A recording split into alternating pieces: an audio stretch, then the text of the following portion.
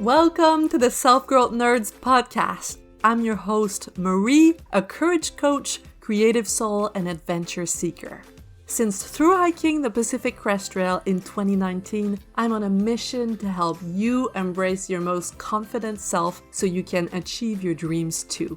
If you're eager for deep conversations, big questions, and meaningful connections, join me on the quest to discovering how we can create a more magical and memorable life.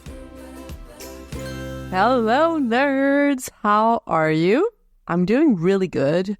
Today we are touching on a very important topic that I've never discussed before, which is asking for help as a man. Before we jump in, I want to remind you that I still have beta spots open for my new program, The Confident Nerd School.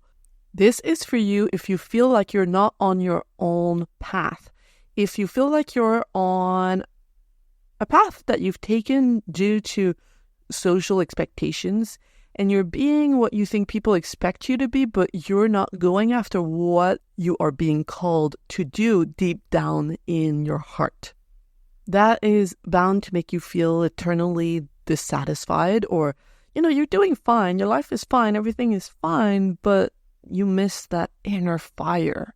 You want to feel passionate, you want to feel enthusiastic, you want to feel like what you're doing is meaningful. This is who the Confident Nerd School is for. So if that sounds like you, if you're curious, just book a call. It's a free assessment call where you and I are going to meet. I'm going to ask you very powerful questions that are going to help me and help you understand what is really going on and what has kept you really from going all in after what you want. Then if I think we're a good fit and I'm the right person to help you, I'll tell you about what the next steps are and you get to decide. There's no pressure at all. It's your choice. But at least you'll have all the information. You should just go to selfgrowthnerds.com/school. You'll be able to click on book a call. You'll have access to my calendar and there's a bunch of available time slots that you can choose from. Okay, now is the time to jump into today's topic, which is why men struggle to ask for help. The reason why I wanted to have this conversation is because I noticed that the number of men who listen to this podcast represents approximately 25% of the audience. But when it comes to the people who make the leap into becoming a client of mine, it represents about 5%. There's a discrepancy there that I was curious about. So I invited two former clients, John and Matthew. They were part of my group program, Brave and Bold. And we talked about why they felt they needed help. They are also going to share very vulnerably what got in the way of them reaching out at first. So whether it be personal fears, social rules that they felt they needed to follow, expectations that come with what it means to quote unquote be a man, and so much more. They're also going to talk about how they managed to overcome these obstacles and why they think it's so important to do so. Now, John and Matthew both identify as cis men, but this is relevant for you if you've been socialized as a man and no longer identify as one today, because there are messages that you have probably internalized that can still make it more challenging for you to reach out and get the support that you deserve. Actually, this episode is relevant for anyone because even if you don't identify as a man, it will help you understand them better and show you the ways in which the patriarchy makes us all suffer. As I was preparing this episode, there's a scene from my past that came to mind. I was sitting at the table with an ex-partner and the phone rang. It was one of their loved ones, someone that they were really close with, that was calling to say that they had been broken up with. They were really sad. And the way my partner reacted was with a few jokes and a dismissal of the challenging emotions. They had hung up the phone within a few minutes, and I sat there with my jaw dropped. I couldn't believe what I had just witnessed. If that same situation had happened to a close friend of mine, it would have been completely different. I would have asked, okay, tell me how you feel. How are you doing? What can I do for you? I'm coming. I'm gonna be there. But what I saw in that moment was total discomfort with difficult emotions, not knowing how to feel them and how to talk about them. And this is just one instance, but I've seen similar situations happen with multiple men throughout my life. The author Bell Hooks talked about this in her book, The Will to Change, Men, Masculinity, and Love.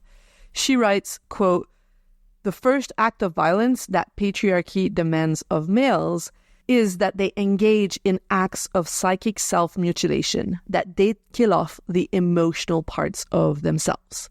End quote. This leads to loneliness, to addiction, depression, violence, and even death. In Canada, suicide rates are approximately 3 times higher among men compared to women. And when I looked at the Anxiety and Depression Association of America, they write that although women attempt suicide more often than men do, men are more likely to complete suicide. And one of the reasons for this is that, quote, "they show fewer warning signs such as talking about suicide," end quote. This same association shares that nearly 1 in 10 men experience some form of depression or anxiety, but less than half of them seek treatment. So the numbers are sobering, to say the least. And as a coach, my job is not to deal with suffering at that kind of level. However, what those numbers tell me is that there is a real challenge for men when it comes to reaching out and asking for the support that they need. So that's why I wanted to explore this topic with 2 former clients of mine. So without further ado, let's jump into it. Welcome, John and Matthew. Thank you so much for being here. Please start by introducing yourselves. Please tell us where you are, how old are you, and what your daily life looks like. Let's start with you, John. Sure. Yeah, my name's John Riddle. I'm 44 years old. I live here in Austin, Texas. I'm a husband and a father to a teenage boy.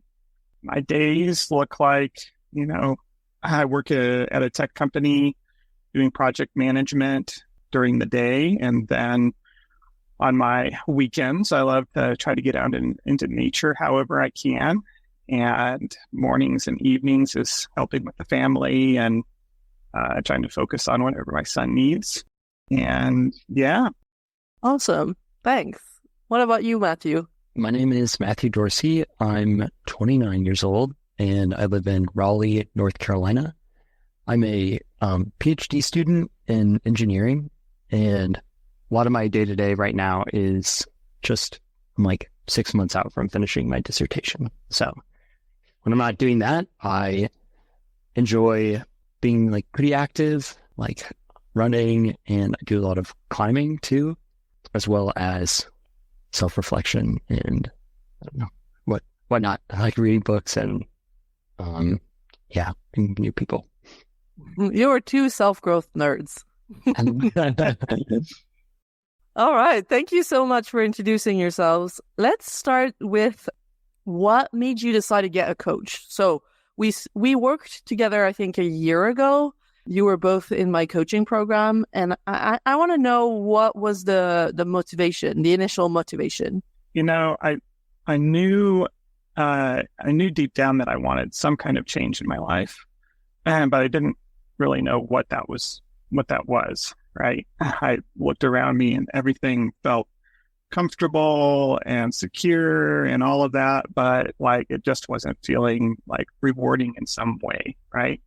And so because I couldn't describe it, I felt like, okay, how do I get help somewhere? But maybe we'll get into this later, but a lot of my internal programming was that I don't really need help, right? I should be able to like fix this for myself and find out for myself.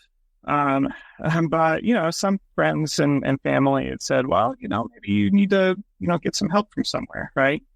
And it was, I think, your message, Marie, about feeling like if you're out in nature and you feel like, in alignment with yourself out in nature, but then you come back and you lose that feeling, right? And so there was something that just spoke to me about that. And so then I was like, oh, well, maybe this is a way that I could at least just get help with like finding out maybe what it is, or some tools to use to find out what it is that I'm looking for. And so that's what brought me to coaching, I guess, especially rather than therapy. Mm-hmm. Yeah, that makes sense. What about you, Matthew?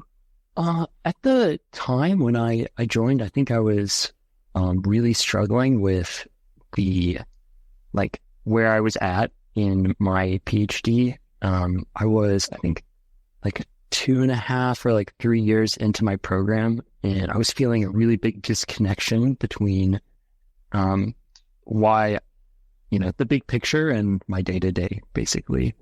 And that was especially around like my interactions with my boss and like the material that I was working on. And it was to the point where I was like very close to dropping out, actually, which was kind of like a really big decision for me, because this is something I've been kind of wanting to do for a really long time. So instead of dropping out, I like stayed in my program and also joined the Brave and Bold program. And I was really just looking for kind of a way to feel more motivated for like what I was doing in the day-to-day, and also like kind of discover what I was looking for, next, what my goals were long term. Okay, so for motivation and clarity about your vision, and John, it was about figuring out what could light you up, what could feel rewarding in your day-to-day. Correct. Sweet. Would you say you had obstacles to overcome in order to ask for help? You touched on it, John, when you said your programming was, I don't need help. Was there anything else, or maybe you can speak more on this, that got in the way of you jumping in and just going, let's do this? And yeah, definitely. I think probably one of the first things to overcome was, I was hearing this voice in my head that was, because you should be able to do this yourself.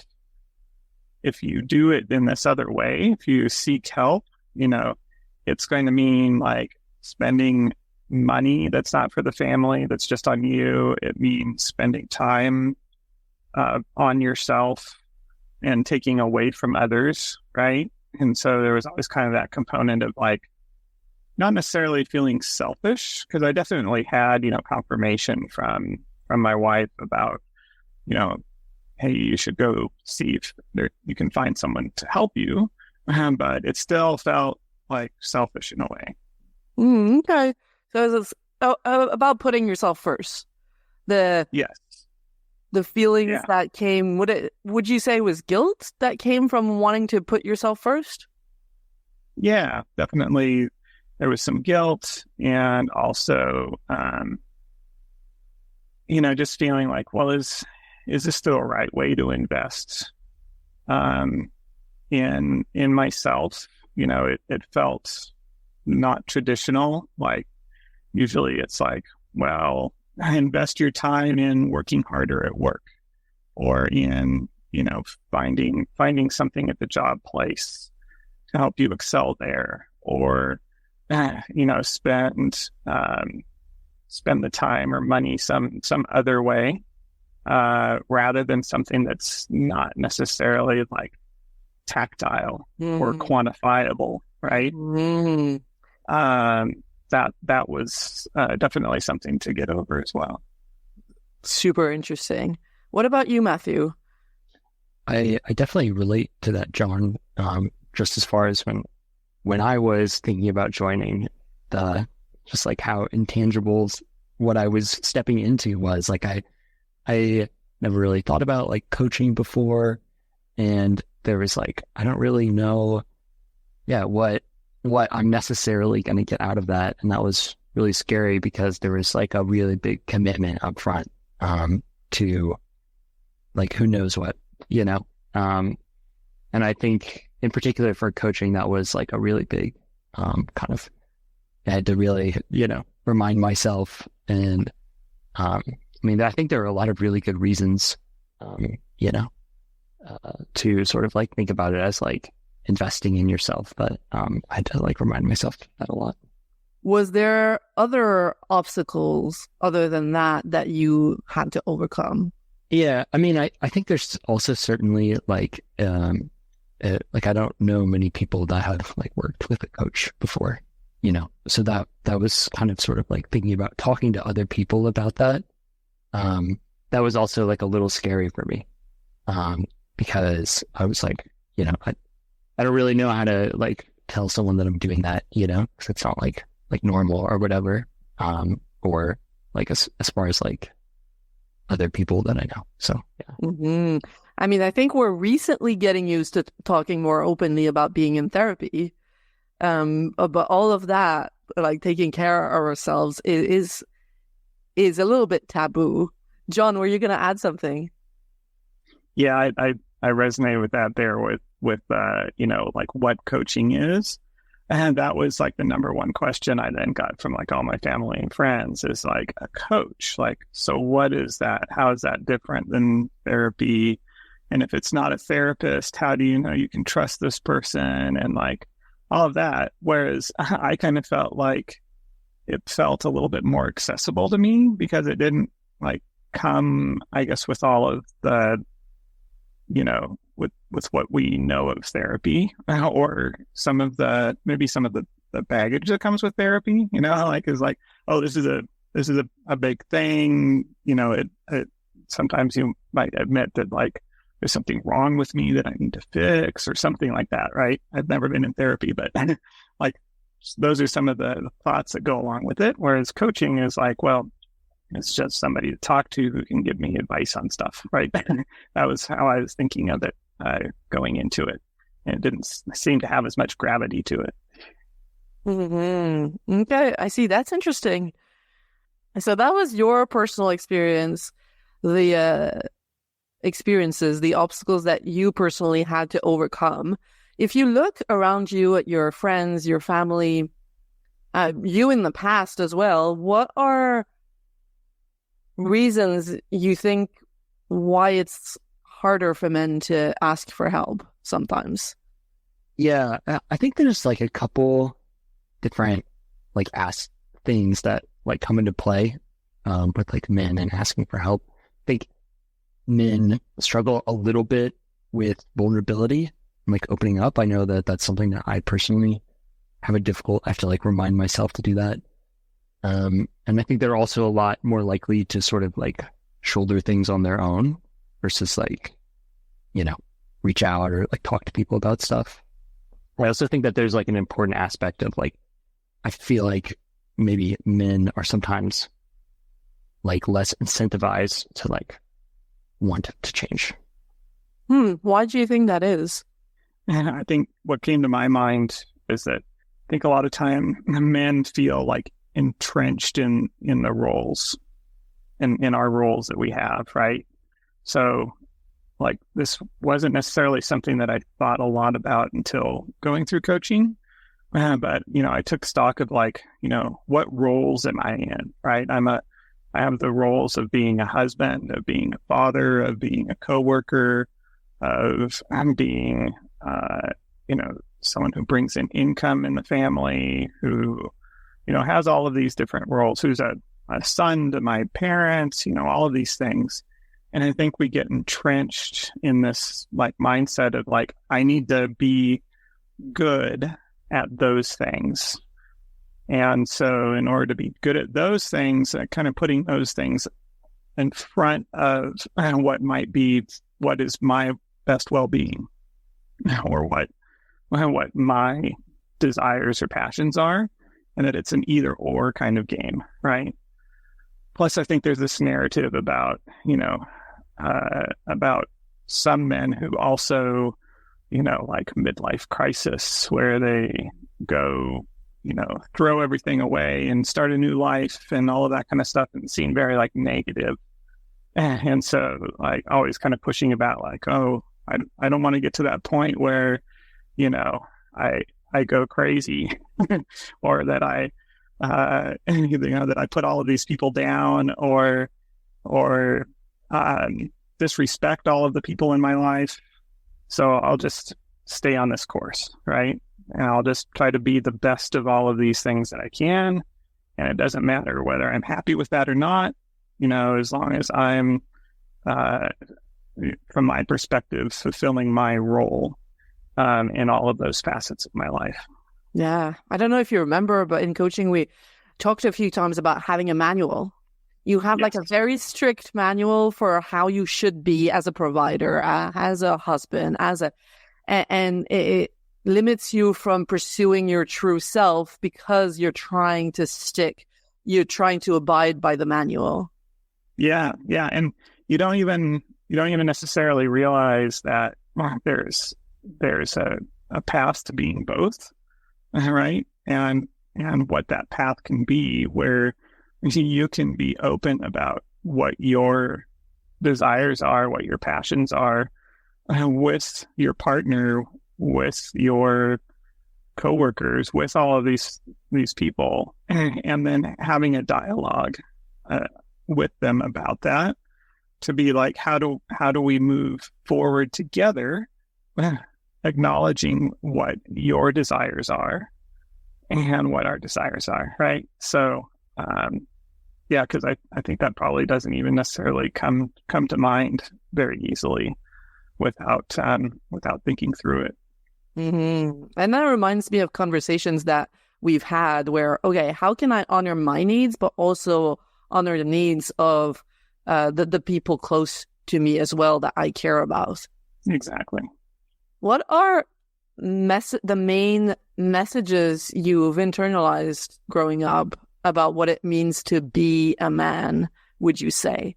Like it goes back to what you were saying, Matthew, about struggling with vulnerability. What's something you've internalized growing up that makes it more challenging to being vulnerable?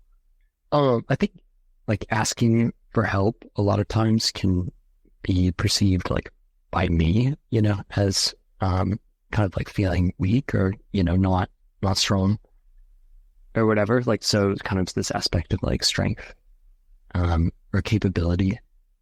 And I feel like a lot like that aspect of like capability also like comes into play, like the ability to like be able to do something, you know, like whether it's like physical or, you know, like social, like, you know, being like physically strong or like having like a strong like social network, like friends, you know, or kind of being like, like perceiving that aspect. I feel like that's sort of like a big message that like I've had to like grow to remind myself that, like, you know, even though I can't necessarily like do this thing, that doesn't mean that I'm not like valuable, you know. Mm-hmm.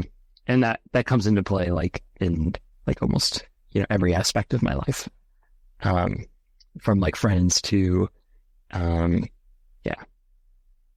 So the programming is like strong equals valuable, strong social network, Right. strong status, strong body, strong mind. Yeah. And you know, the kind of like opposite of that is like not like having to like admit that you need help doing something is, you know, you're not able to do that, i.e. like you can't or something like that. And that certainly makes it a lot harder to say like, yeah, I need help in this area of my life, whatever it is. Mm-hmm. Yeah, you've got to be perceived as being capable of doing anything. Okay. I see you, John, nodding very hard. Yes, those are all coming to mind for me too. You know, especially like if you have an issue, like you should be able to fix it yourself, right? There's also kind of this narrative of, as a man, you are who you are. So, you know, you as a man should be good at these things, and it's okay that you're not good at these other things. But that it's not changeable. You're not changeable as a man, right? And it's just that you should fit this mold of being a man, and it is your state throughout your life, right? Mm-hmm. It's really tough to admit like how like much you have to learn and how much you have to go to other people, like asking them for help. And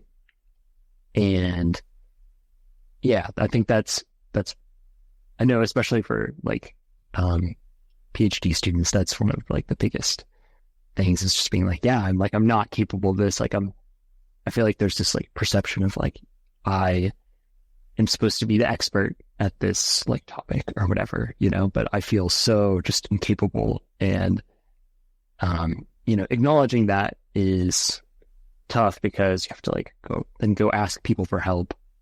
And I think also like I have like lots of moments where I'm like really stressed, that there's just like a lot going on in my life with like, how I choose to live it, I guess. And I'm constantly, just kind of trying to push myself, like, you got this, like, just keep going, you can do it, like tomorrow's gonna be better. Like I'm kind of like really, really used to doing that.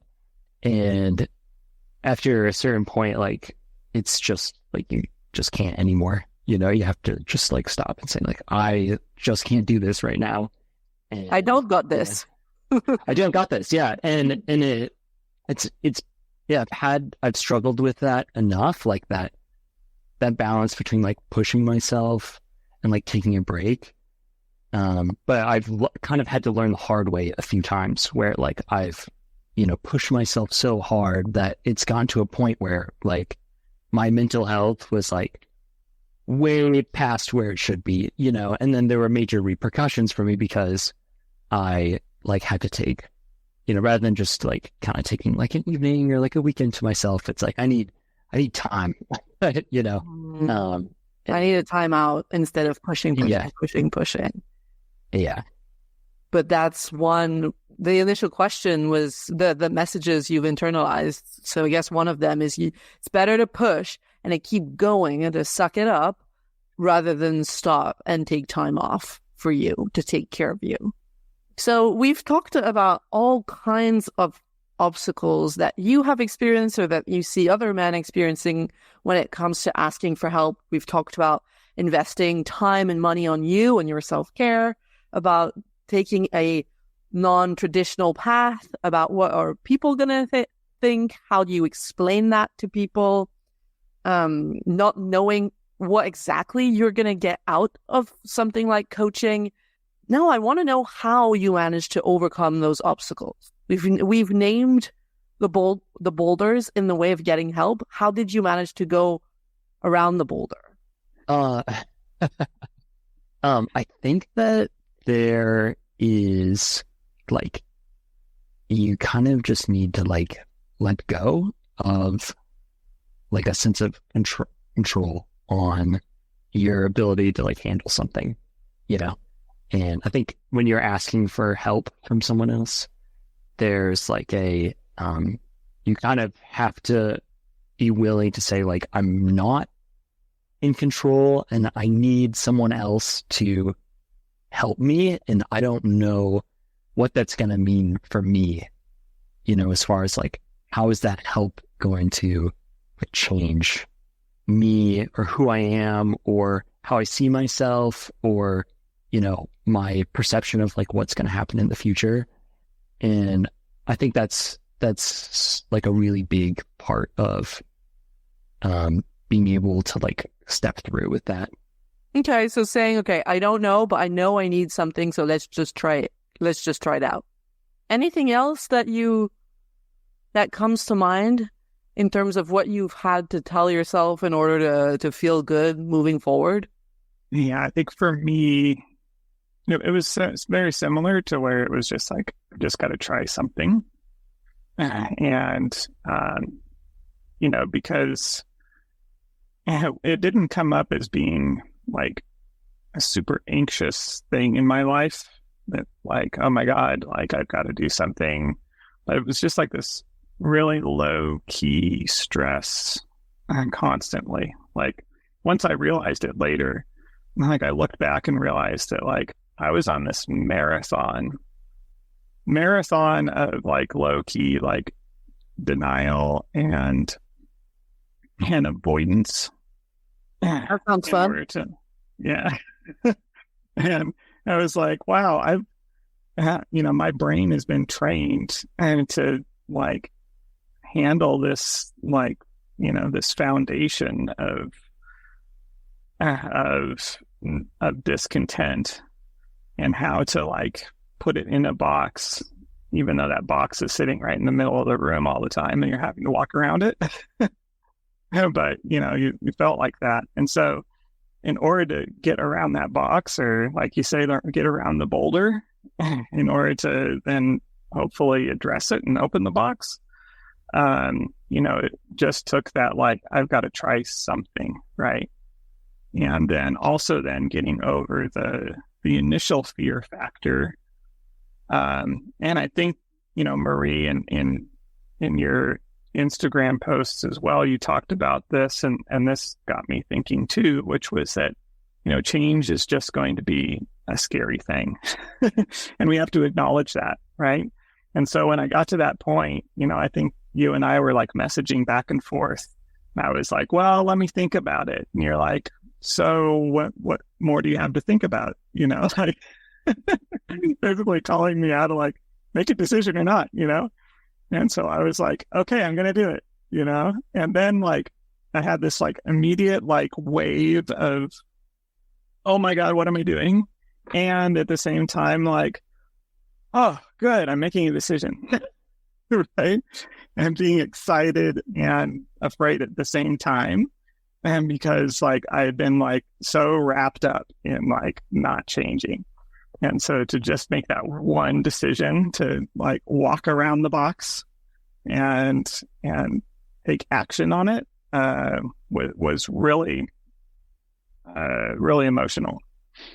Wow. Yeah, I remember that exact moment. I was in a coffee shop. I remember which coffee shop, messaging with you. I remember that conversation, and you're describing it so perfectly. And it's the experience of almost everyone that works with me. What they tell me is you get stuck in the miserable maybe. Either it's a yes or a no, but the miserable maybe is the worst place to be. And people stay there for years. Like a little robot, like imagine like a robot vacuum that's just stuck in the corner of the room. And that's just going. And then once you decide to make a decision, you create energy, you create momentum, and you're moving forward. It doesn't even matter at that point where you end up. It matters that you're in action. But I love what you shared, like this marathon of low-key denial, and you just get used to handling this content. It's almost poetic. It's so true. Most people, when they start working with me, they've been ignoring their inner voice, the voice of their true self, for years. And now it's like, okay, it feels like a big jump in the void because, okay, finally I give myself a voice. That's exactly it.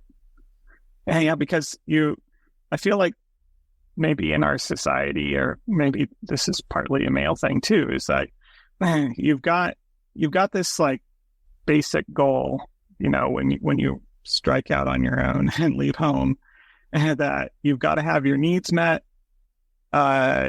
You need to like succeed at something. You need to whatever else, you feel needs to happen. Some people feel like they need to start a family, or they need to buy a house, or all of those things. And so you start accumulating those things, and then you're like, okay, this is it. I've got to just hold on to this, because the narrative doesn't go beyond that. And the narrative doesn't go to, oh my God, how can I, reach, like define what my purpose is and reach for my purpose and be passionate and all that. It's like, yeah, that's just bonus if you happen to do it that way. But if you don't, don't rock the boat. Don't risk losing all of the things that, society has told you have to have when you get them, right? At least in my case. And so it's the potential of going further or expanding your horizon is always at this potential cost of everything else that you've achieved over time. And that is just a very, very powerful detractor, right? What about you, Matthew? You were saying you've had to let go of control, just surrender and just try something. It's similar in a way. It's just going to put myself into action. Does anything else come to mind after what John has shared? I think just hearing both of you speak, I just realized how these ideas of inner voice or having a purpose were things that I just had never thought about before, and John, you were talking about this box, that's in the middle of the room, you're stepping around it. But, in the sense that I I had never even thought about those things before, it's sort of I'm just walking around in the dark, because I'm not even aware of that's something that I should be thinking about. How do I listen to myself more? Or how am I going to feel fulfilled, following, whatever my purpose in life is. I never really taken the time to think about that. And that was one of the biggest things that I got out of coaching, was just taking time to think about that and start making progress towards understanding what that means for me. Yeah. So you're walking in a dark room, pretending that you're strong and that you know what you're doing. Hitting your toe on the corner of the box, but pretending you're not hurting. I love that. Yeah. Okay, so coaching helped you turn on the lights in that room. Actually, what would you say? So you overcame these obstacles, and then you started coaching. What has coaching helped you with the most? Matthew, you shared it helped you clarify your vision. What else would you say it helped you with the most? Well, it helped me maybe get a broader perspective on what I'm doing. The thing that I think it helped me with the most was just my day to day and thinking about being happy and enjoying the things that I'm doing. Because I know when I'm working, sometimes it's really easy to get sidetracked about just why am I doing this, or kind of getting caught up in these, just little things that are going on in my life that just take control and I'm somewhere else than that I wanted to be. And I feel that sort of that concept of metacognition of thinking about what I'm thinking about and kind of breaking that down in coaching sessions, listening to how everyone else was struggling with these random things that were popping up in their lives and what that meant for them, even though it seemed really insignificant. That was really helpful for me. And I think after the coaching, participating in the coaching program, I just found it a lot easier to focus on what I was doing day to day, because I just wasn't getting as caught up in small things, and could also see how that was taking me towards, whatever I wanted. When you say you weren't getting caught in small things anymore, do you mean thought loops, so the stories we tell ourselves? Yeah, exactly. And I think one, I mentioned this earlier, it's just why am I even here? Why am I doing this? And just kind of having that thought in your head all the time, makes it difficult to move towards your goals. Yes. When you figure out where you're going, what your direction is, and why you're going in that direction, it gives meaning to everything you do in the day to day. What about you, John? What would you say coaching helped you with the most? Yeah, I think the most was, again, just introducing me back to myself and back to like realizing that I need to like reacquaint myself with what my desires are, what does light me up, who am I, right? Rather than who am I playing.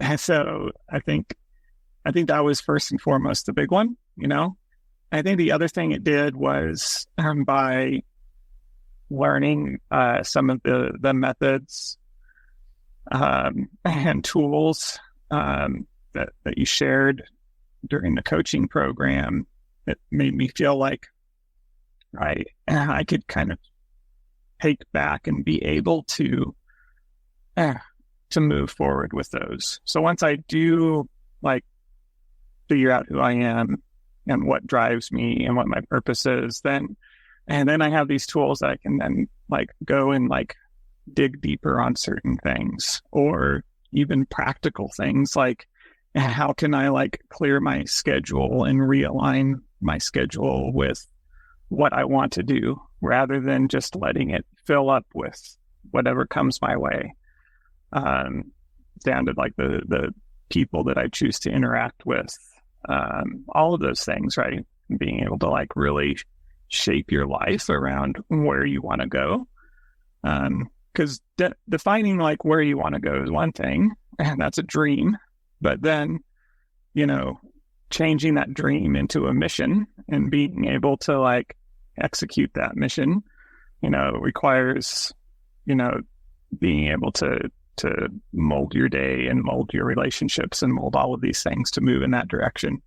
I think, coaching, really helped introduce like that whole holistic concept together, not just defining what that is out there, but how can you start moving towards it? Yeah. And that's why in my framework, there's 3 parts to my framework that I always tell people when they're interested. There's the big vision, figuring out where you're going, but then there's the focused action. How do you take action to get there?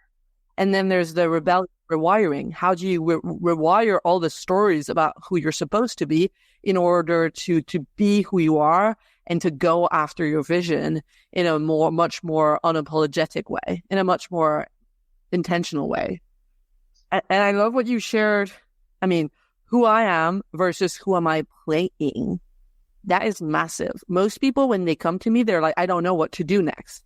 And it's because what they're saying is, I don't know what to do because I've tried to do what everyone wants me to do, and it has not made me happy. It hasn't made me feel fulfilled. So now what? So you've got to train yourself to get back to who you are, a reintroduction to who you are, so that you can listen to what you actually want, because you know what you want. You've lost touch with yourself. There was a disconnection like you shared earlier.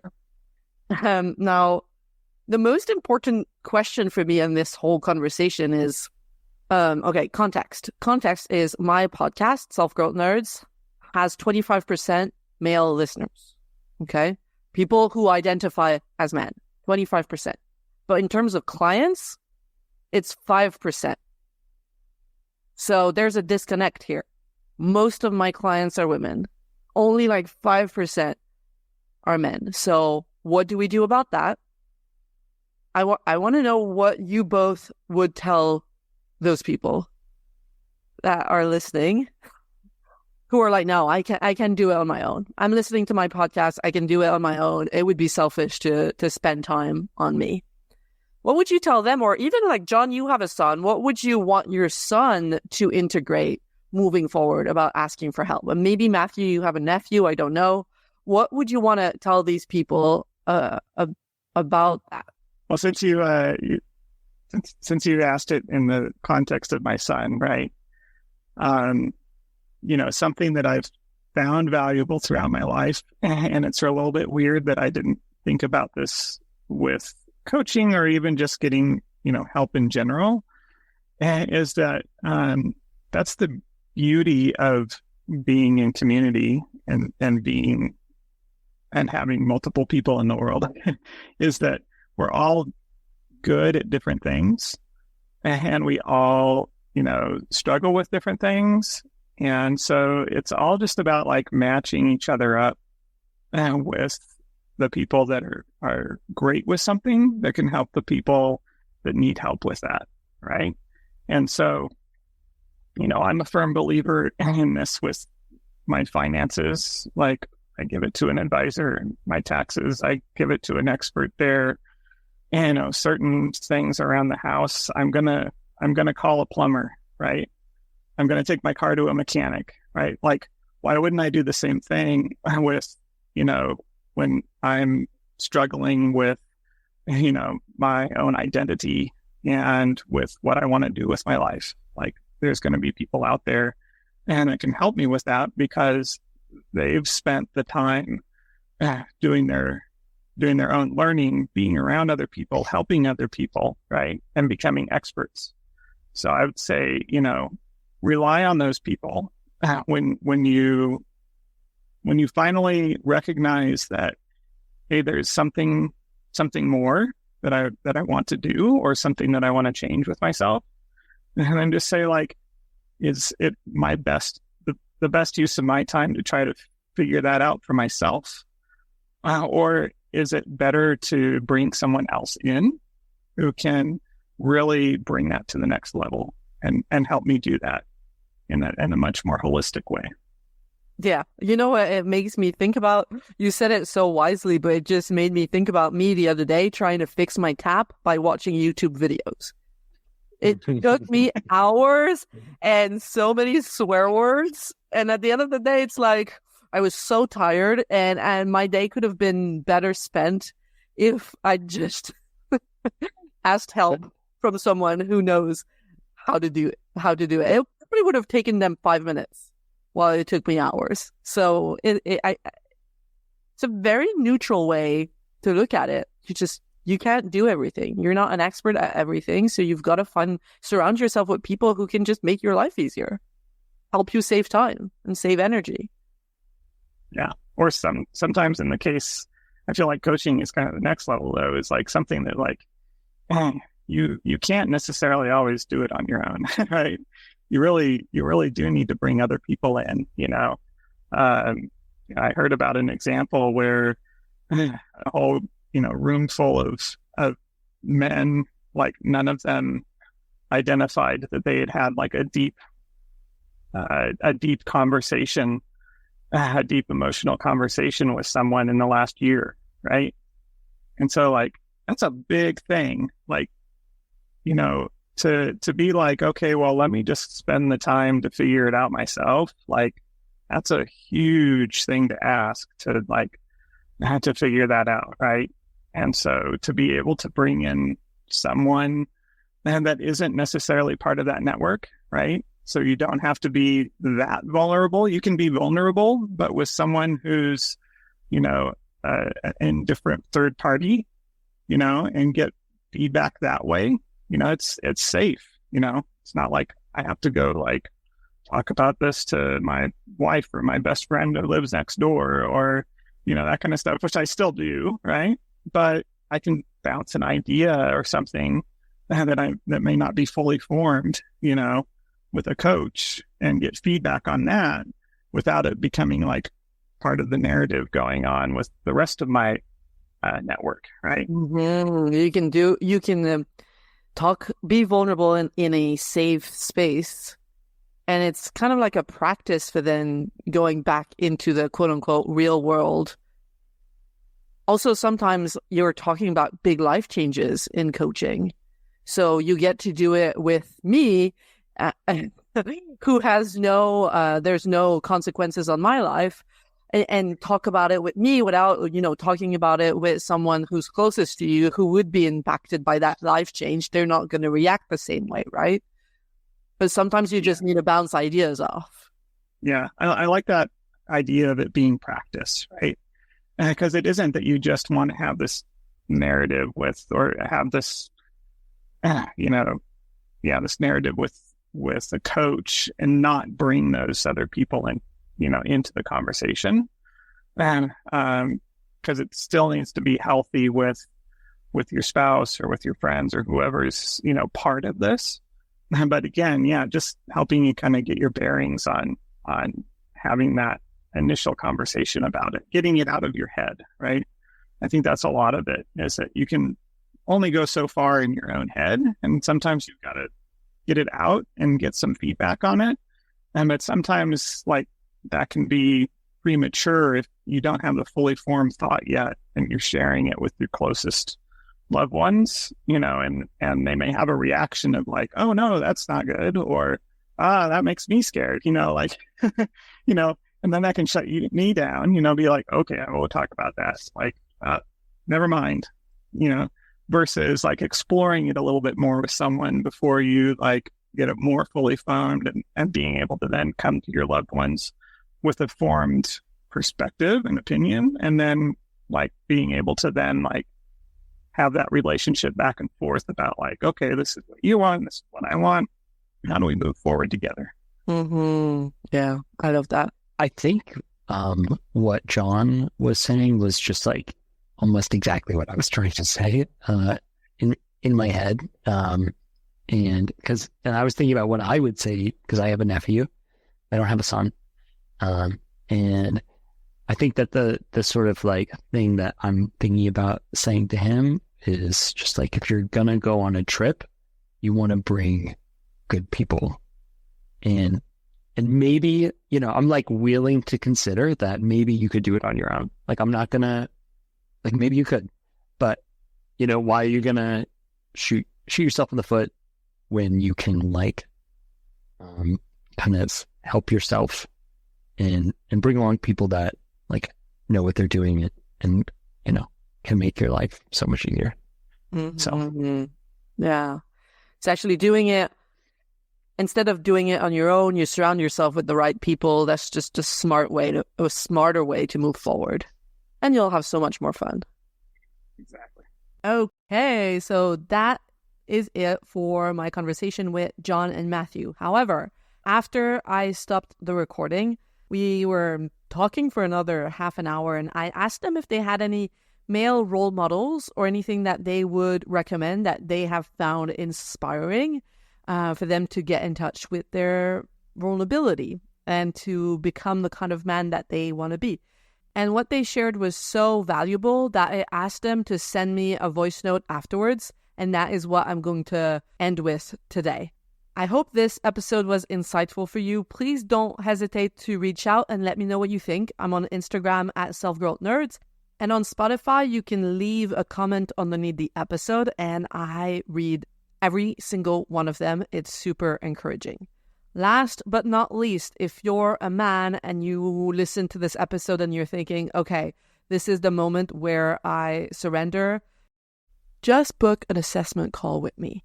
We're going to have a conversation, get to know each other. I'm going to help you get clear on what it is that you want, what you're unsatisfied with, and what has been getting in your way.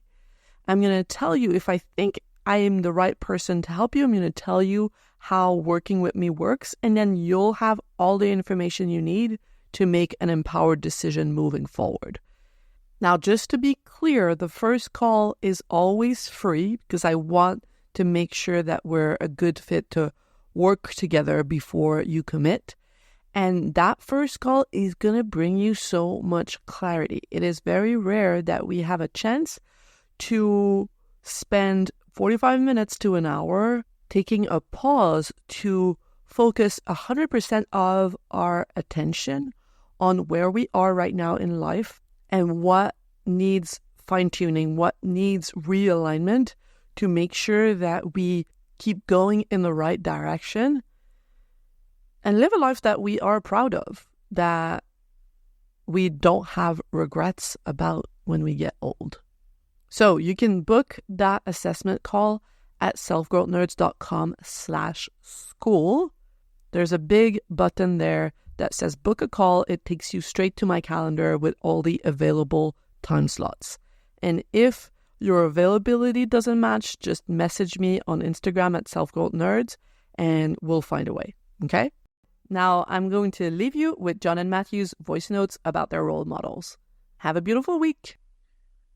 One of my role models today that I think others could go check out is Bo Miles. He has a YouTube channel. And really what I look up to him for is, in years past, he decided to, go after what he was passionate about, change his career path a bit. And in doing that, he was able to travel and be in the outdoors and write a book, and go on a book tour, and all of these things that just spoke to him, and all doing that while juggling having a family and being middle-aged like I am. And so I resonate a bit with his circumstances, but he also is a great storyteller, and really is philosophical about the things that he does, and he's very intentional in his processes. So recommend definitely checking him out. One book that was really impactful for me was The Will to Change by Bell Hooks. It's been a little while since I've read this book, but from what I remember, Bell Hooks does a really great job describing the ways that men also suffer from the way that society is constructed. And one thing that I personally took away from it was just how, despite all of the advantages that I have been given, one way that I'm really disadvantaged is my emotional capacity and my ability to love, which is just something that is really, really impactful to the human experience. And I just have been conditioned. That's just a lot harder for me because of how society works, or how I've been raised here for whatever reason. So that was a really helpful book for me. If you love what you're hearing on the Self-Growth Nerds podcast and you want individual help finding a new direction for your life and developing the courage to make your dreams a reality, you have to check out how we can work together on selfgrowthnerds.com or message me on Instagram at selfgrowthnerds. My clients say they would have needed that support years ago. So if you're tired of feeling like you're wasting your life, don't wait. Get in touch now, and I cannot wait to meet you.